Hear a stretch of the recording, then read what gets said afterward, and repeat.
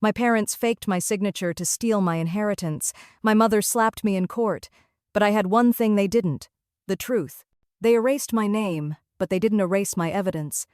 Hi, I'm Charlotte. If you've ever been betrayed by the people who were supposed to protect you, the ones who raised you, fed you, and taught you to say thank you, even when your voice was shaking, then maybe you'll understand why I didn't flinch when my mother slapped me in court. By then, she'd already taken everything else.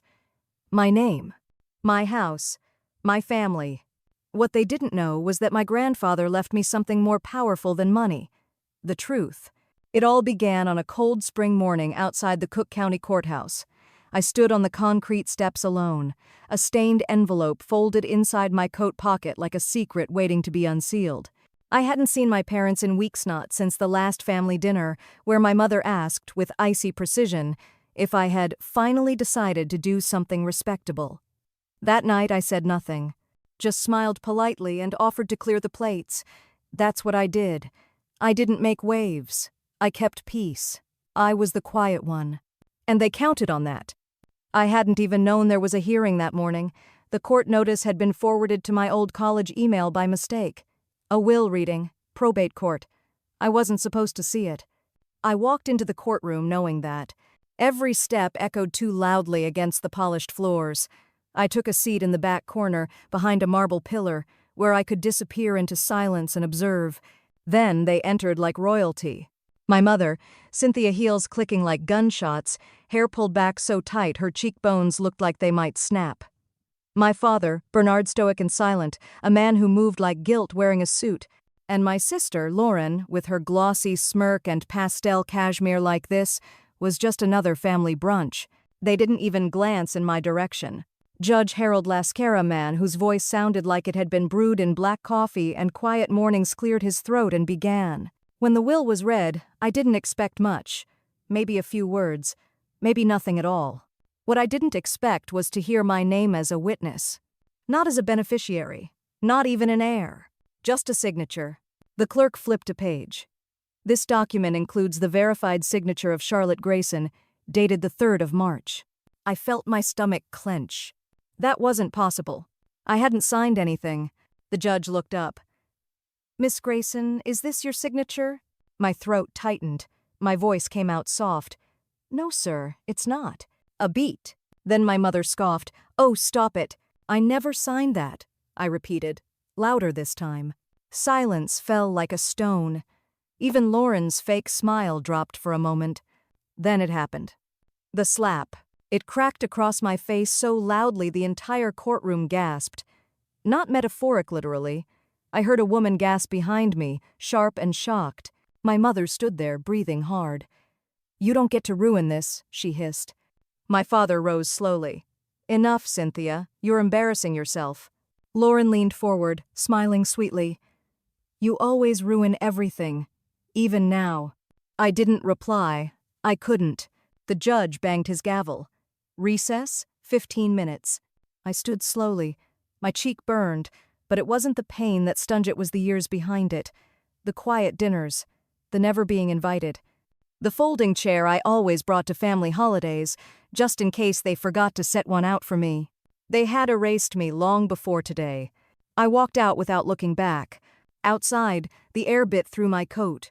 I jammed my hands into my pockets and felt something cool and sharp. It was my grandfather's old hairpin, the one he gave me on my 15th birthday. Silver, tarnished, engraved with a tiny number. 12. He once told me 12 was my lucky number, said it was the year I did more work on the farm than anyone else. You held the ladder when no one else would, he said. You earned that house, Charlotte. Not because you're the baby. Not because I pity you. Because you stayed. You showed up. He'd said those words once, sitting on the porch beside me while the sun set behind the fields. And then he said something I'd never forget. When I'm gone, don't let them push you out. That night I sat in my dim Chicago apartment 3 flights up, with bad heating and a flickering kitchen light, and stared at myself in the mirror. My cheek was still red. But it was my eyes that stopped me. They looked older, not tired, awake. I opened the drawer beneath the sink and pulled out a folder where I kept everything: leases, receipts, contracts. I flipped through until I found my signature. Charlotte E. Grayson, always the same. The document in court had said, Charlotte T. Grayson. I've never used a T in my life. I pulled out my old driver's license, my college ID, my passport, all with E. They hadn't even bothered to check. They'd forged my name and filed it in court like I wouldn't notice. The next morning, there was a knock on my door. I peeked through the peephole. It was Mr. Alden, my grandfather's neighbor for 30 years. He held a tin of sweet rolls and a manila envelope. "Can I come in for a moment?" he asked. Inside, he handed me the envelope. "Your grandfather gave me this before he passed, told me to hold on to it in case." Things got messy. My hands trembled as I opened it. Inside was a handwritten letter, dated 6 weeks before he died. "Charlotte, if you're reading this, then they've done what I feared. I changed the will. The house is yours. It's filed with my attorney. The paperwork is in the drawer beneath the farm ledger. They'll say otherwise. Don't let them. You earned this. You stayed. You showed up. That counts. Grandpa." I stared at the page until the words blurred. Mr. Alden patted my shoulder. "He told me all the time you were the backbone. He saw you." After he left, I pulled out my files again. I found a Target receipt from months before Grandpa passed. My full name, middle initial E. The will they submitted said T. Whoever forged it didn't even know me well enough to get the initial right, but they thought I'd stay silent. They thought wrong. I didn't sleep that night. Instead, I sat at my table, the old hairpin in my hair, and every document I had spread out like war plans. They stole my name to erase me, but they forgot something. I remember who I am. By dawn, I was out the door, manila folder in hand, boots laced tight. I wasn't headed to brunch. I wasn't going to cry in a cafe or spiral in a call to someone who wouldn't listen. I was going to the Cook County probate office, because I finally realized something. The truth doesn't speak until you make room for it. The probate building sat squat and gray across from an elementary school. The juxtaposition stung kids skipping rope on one side, the fight for a dead man's legacy on the other. I stepped inside and approached the front desk. A man behind thick plexiglass glanced up. "Probate records?" I asked. "Name? Thomas Grayson, my grandfather." He paused. "You a relative?" "Granddaughter," I replied. "But not listed in the will. Just want to view the public file." He eyed me, then shrugged. "Viewing only, no copies." "That's fine." He disappeared into the back and returned with a slim manila folder. I carried it to a side desk, sat down, and began flipping. Court filings, hearings, witness signatures. Then I saw it. Charlotte T. Grayson, witness. I almost laughed. Sloppy. Wrong. My name is Charlotte Elaine Grayson. Not T, not ever. And then my stomach dropped. The notary stamp. The 14th of April, 3 weeks after Grandpa died. They hadn't just forged my signature. They forged his, too. I closed the folder carefully, heart hammering. Outside, the cold air slapped my face harder than my mother had. I needed a place to breathe. Think. I walked 3 blocks to a diner I used to go to after shifts. Tucked behind a laundromat, still smelled like bacon grease and cheap syrup. I slid into a booth. A voice called, "Charlotte." I looked up. Dana, my high school classmate, now a waitress with a tired ponytail and warm eyes. "You still take your coffee black?" I nodded, dazed. She returned a minute later, slid the cup over. Saw the video. The slap. I blinked. It wasn't about the will. She nodded. It was about control. I sipped quietly. "You always stayed quiet," she said. "You made the perfect target." "I didn't reply." But something inside me stirred. She hit you to remind everyone who they expect you to be, the one who never fights back. I stared into my cup. Then I guess it's time I surprise them. Later that day, I got another knock. This time it was Aunt Lissamy, grandfather's younger sister, the one who moved out of state years ago after a disagreement no one ever explained. She held a small cardboard box and a flash drive. "Your grandfather gave this to me," she said. "Told me to keep it in case you ever needed backup." Inside, a draft of the original trust with my name as sole heir. Signed, notarized, dated months before the version submitted to court. And the flash drive? Video footage.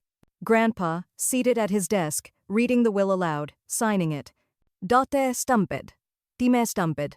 And behind him, a wall calendar showing the month before he passed. I didn't want to get involved, Lisa said, but I couldn't watch them do this to you.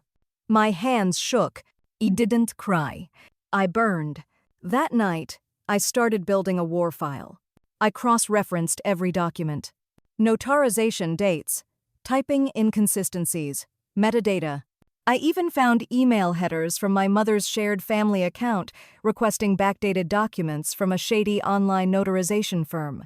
By 3 a.m., I had over 100 pages of evidence. By 4 a.m., I had already written the outline of my affidavit. The next morning, I walked into Granger & Klein, a law firm recommended by Aunt Lisa. Inside, I met with Carla Granger, a sharp-eyed estate attorney who spoke like every word cost $10. She scanned my documents, paused at the forged signature, paused longer at the video, then looked up. "You're not fighting a misunderstanding," she said. "You're fighting a conspiracy." I nodded. She leaned back. "Well, lucky for you. I live for this kind of fight." The courthouse was colder than usual that morning. The case file was submitted. The affidavit was signed. The supplemental evidence was time-stamped, encrypted, and backed by a sworn declaration from Grandpa's own sister and video proof of intent. I didn't walk into court with a lawyer beside me. I walked in with truth. Across the aisle, my parents looked like they hadn't slept. My mother's lipstick was too dark, her smile too sharp. My father didn't meet my eyes. Lauren sat behind them immaculate, quiet, still smug. The judge entered, and the room silenced. Today's docket concerns the estate of Thomas Grayson, with new evidence submitted under affidavit by Miss Charlotte Grayson. My name echoed off the walls like a gunshot. Judge Cortez adjusted her glasses. "We've received video, time-stamped emails, and notarization inconsistencies. Counsel, any objections?" My parents' lawyer, a man I'd never seen before, cleared his throat. "We'd like a recess." "Motion denied," the judge snapped. "You've had 3 days." She turned to me. "Miss Grayson, you've accused your family of forgery, fraud, and perjury in a probate matter. Are you prepared to proceed?" I stood. "Yes, Your Honor." She nodded. "Begin." What followed was less a courtroom drama, more a slow, surgical unraveling. We showed the side-by-side signatures. We showed the notary stamp dated after Grandpa's death. We played the video. Grandpa, alive and lucid, reading aloud. "To Charlotte Elaine Grayson, I leave the estate in its entirety." The court clerk scribbled notes. A reporter in the back typed furiously. My mother whispered something to her lawyer. Lauren stared straight ahead. The judge looked up. "Do the respondents have anything to counter?" Silence. Then Lauren stood. "Of all people, Lauren." She stepped forward. Her voice was shaky. "No," she said. I thought the documents were real. The room shifted. My mother whipped her head toward her. "Lauren," but she kept speaking. "I thought Grandpa left it to Mom and Dad. I didn't know they forged anything." Her voice cracked. "I didn't know they stole it." The judge raised her brow. "Do you wish to be removed from the dispute?" Lauren nodded, eyes wet. "Yes, I want nothing from the estate, only the truth." My mother looked like she might implode. Judge Cortez turned to the bench. "This court finds the will submitted on the 14th of April invalid due to forged signature and posthumous notarization. The original trust dated and witnessed prior to Mr. Grayson's passingus hereby reinstated." Bang! The gavel hit. It was over. Almost. Outside the courthouse, the sky looked different. Lighter. Like someone had peeled the clouds back a little. I didn't stay for interviews. I didn't wait for anyone to come running with apologies. I went home. To my apartment. To the shoebox-sized space they used to mock. Inside, I locked the door and sat at the kitchen table. The manila folder-me sword and shield lay next to a cold cup of tea. I stared at the envelope Aunt Lisa had given me. Next to it was a card. No return address. Just one line inside, printed in serif font. "Sorry for everything. They shouldn't have dragged you into this." It smelled like sandalwood. My father's scent. No signature. I folded it once and tucked it into the same box where I'd placed Grandpa's hairpin, the diner napkin, and the paperclip he once used as a bookmark in his will. Memories turned into weapons. I wasn't sentimental anymore. I was prepared. 3 days later, I returned to the estate. The house sat still, as if it had been holding its breath. I pushed open the door. Dust greeted me. Sunlight slanted across the hardwood. It was like time had paused, waiting for me to decide whether to resume or rewind. I walked room to room.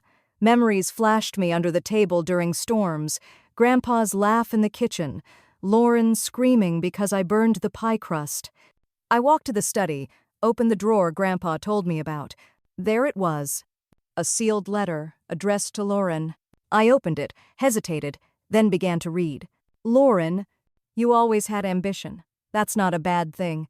But sometimes, ambition needs boundaries. Charlotte isn't your competition. She's your sister. She stayed. She helped. She didn't need to speak loudly to matter. If she ever comes back to this house, don't shut her out. She was never invisible.